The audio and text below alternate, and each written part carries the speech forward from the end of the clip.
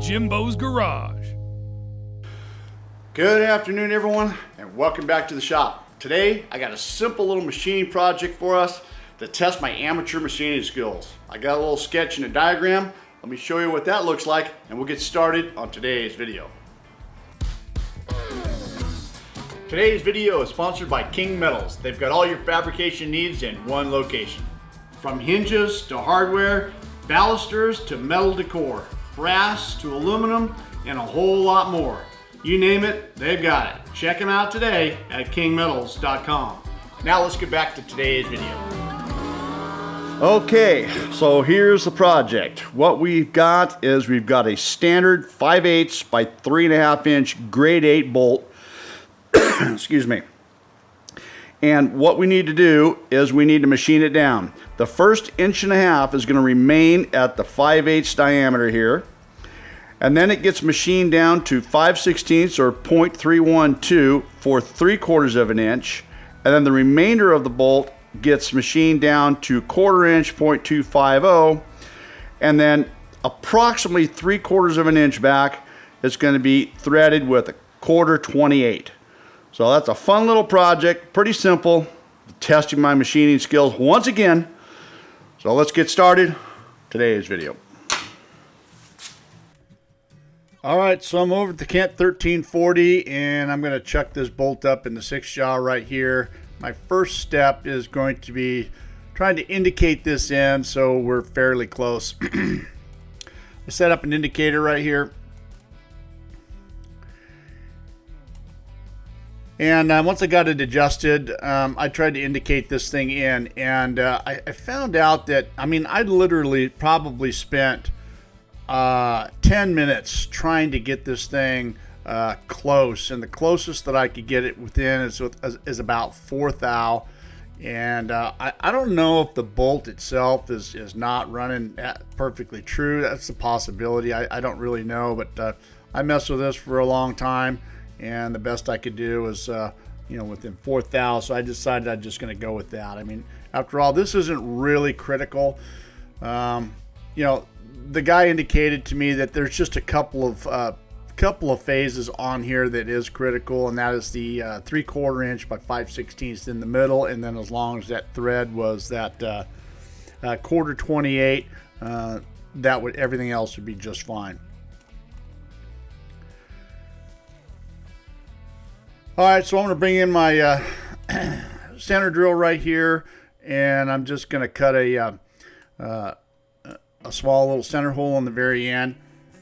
And I reduced the RPMs, turned it down quite a bit right here, and I'm going to get some lubrication on here. And I haven't used my oil can here in a while, so it took me a few pumps to get the oil up in there. I learned my lesson a while back when I was drilling with a center drill like this. I didn't use any lubrication. I was spinning super fast, and with the friction, it just snapped the end of the drill off. And so from that point moving forward, I should say, I just learned to get a lot of lubrication and slow things down a little bit when using the center drill.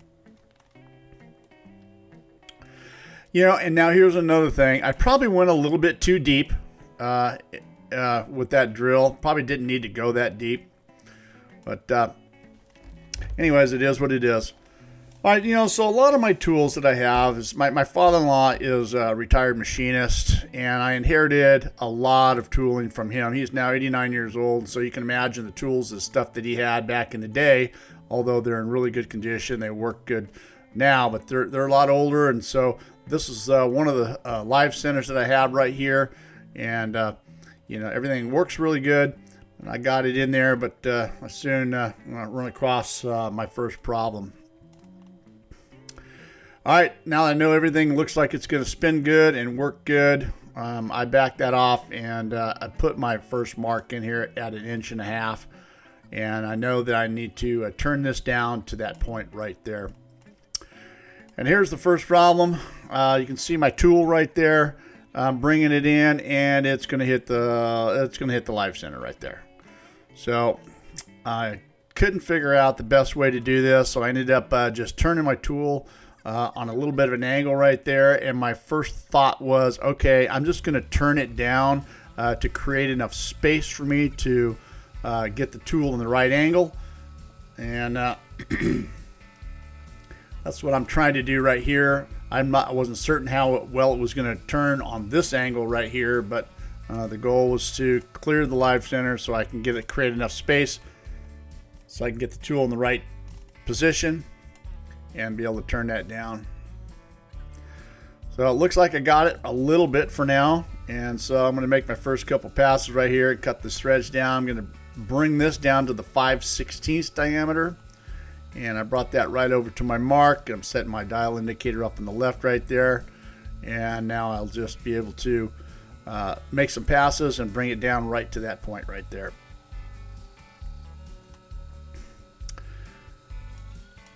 So I'm not real happy. You can see I'm going to run out of space real quick right here, and I'm going to have that same problem again. And I'm just about right there right now. Taking my time going through here. I'm not in a real big hurry. I know that this was one of the critical points. It just needed to be right on that 5/16. I wanted to be sure I didn't overshoot that, and I've got a lot more to go at this point. I'm pointing out right there that that's running out a little bit, that part of the bolt, and I want to kind of face that down a little bit. Again, that's not a critical dimension. Even though it's a 5/8 bolt, that really is not a critical dimension at all. So I've got some room to actually run the tool up there and face that down a little bit to kind of clean things up a little. I'll just take a couple thousand at a time right here. I don't want to take too much. You can see it's not cleaning that up enough there, so I took another pass right here, and even that really didn't quite get it the way I wanted it to. I'm going to leave it for now though, maybe come back to it a little bit later. Alright, I'm facing this problem again, so I decided I was going to put in a chamfering tool. Maybe I can get in there. I got a little bit more room there. I'll try this tool. Now, I know that, again, it's not something I do all the time, and I know you machinist guys out there, you're probably laughing at me. There's other things, there's tools you can use or a better approach at it, and I'm sure that there is. But it's all about learning for me, and, the more I do it, the more I learn, the more I enjoy doing it. And at the end of the day, the part's going to work.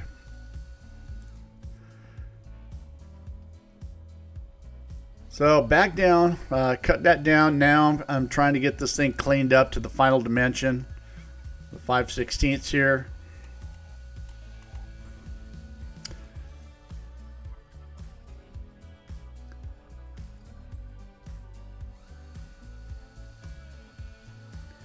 Got a little bit more to go here. I just definitely did not want to overshoot this. And the idea was to just land right on the mark.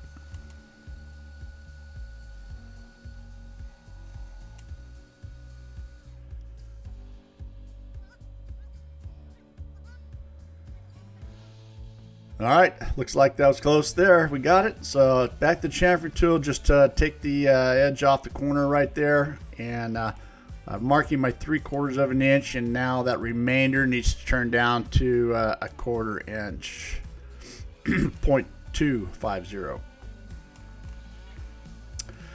So I'm keeping the chamfer tool in because that's what I've got to get this down, and so I can't go all the way to the mark. So I'm going to go as far as I can, and I'm going to try to get this turned down to the mark I need. And then I'll switch the tool over and then bring it into my my mark right there. You can see I got a little bit closer right there.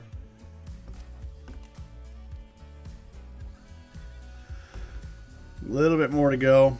I was a little nervous. I'm getting really tight right here, really close to the live center. Wasn't certain I was going to be able to actually get it done. Maybe just another pass or so.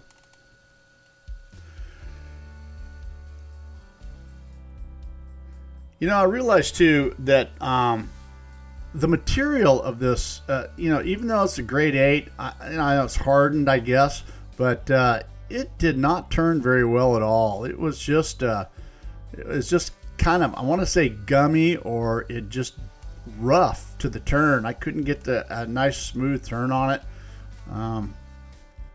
Again, it's just a tool, and it's just going to be used once, but still, you want to do the best job you can. All right, I hit my dimension, just kind of chamfer tool right on the very edge right there. And now I think I'm going to come in and get one more pass on that 5/8 part, see if I can just clean that up one more last time. All right, I'm going to be done with that right there. All right, so I'm just going to back the tailstock off, and then move the carriage back a little bit here. And then because it's such a rough finish, I'm going to take a non-woven pad or some Scotch-Brite here and just kind of give it the once over. Now, I know this is a no-no. I've heard this many times. This is something that you shouldn't do. It's just going to get caught up and spin around, and that's how bad things happen. And I'm aware of that. So, but I am being a little bit careful right here. I've done this quite a bit in the past. I haven't had any issues before. So I'm just giving a little added touch to kind of buff it up and clean it up a little bit to try to make it a little bit smoother of a finish.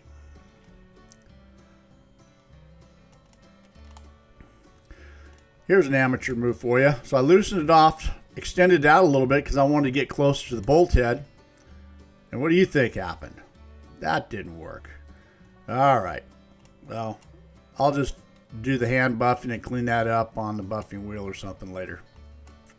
All right, there's the part. We've got our dimension right there. So the last thing we got to do is cut some threads on that. And for that, I'm going to take it over to the vise.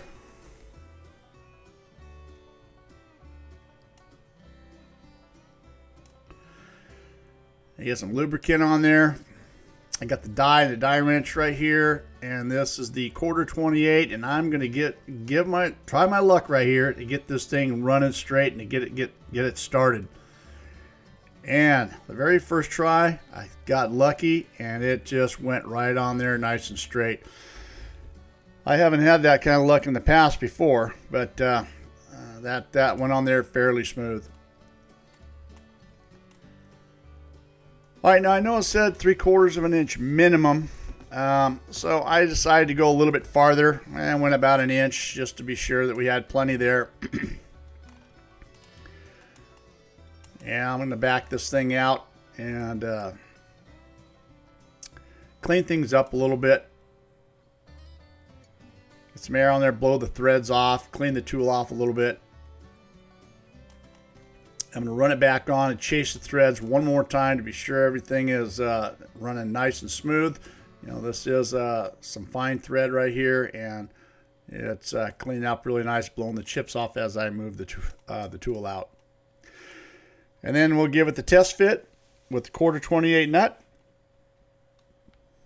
And that thing runs right on there. It's nice and smooth. Pretty happy with the way that turned out. Okay, here's our part. Our part got completed. Now, the customer had brought over 2 bolts just in case I made a mistake. I had an extra one, but we didn't use this one. I was able to make it happen the very first time. And so what did I learn with this? Obviously, my inexperienced machining. I was able to get the part done, but what did I learn? I learned that this material here does not machine very well. This is not a very smooth finish. I thought maybe because this is hardened material that this might machine a little bit different, but it didn't really machine very well. Also, to hindsight, he told me that the thread, this distance from here to here, it didn't matter, whatever it is on the bolt. The most important thing is this was a minimum of 3/4 inch thread. It could be more, so I ended up going about an inch, but maybe, for all practical purposes, I should have ran another 1/4 inch right to the shoulder right here. Made it maybe look a little bit better. But what he told me this part was going to be used for is to extract a pulley out of a piece of equipment. Now, I didn't get into detail, but thinking about it, looking at it, I mean, maybe it's something like this. Maybe it slides down inside of a shaft like this. What he did say, what was important was this 5/16 by 3/4. So then this must slide into this, and then another shaft where the pulley is, and then this gets threaded onto the pulley, and then it gets extracted out. That's what I'm thinking anyway. That probably makes the most sense. But nevertheless, the tool got done. We hit our dimensions, and I think he said it was going to be used one time and then probably thrown out. So it was a fun little project. You know, I learned a lot. I'm not the machinist, but I didn't have the right approach at doing some of these processes here, but I was able to get it done, and it just you know, I learned from everything that I do. So hope you guys enjoyed watching this video and following along with me. I really appreciate it. Thanks for watching, and we'll see you on the next video. See you next time on Jimbo's Garage.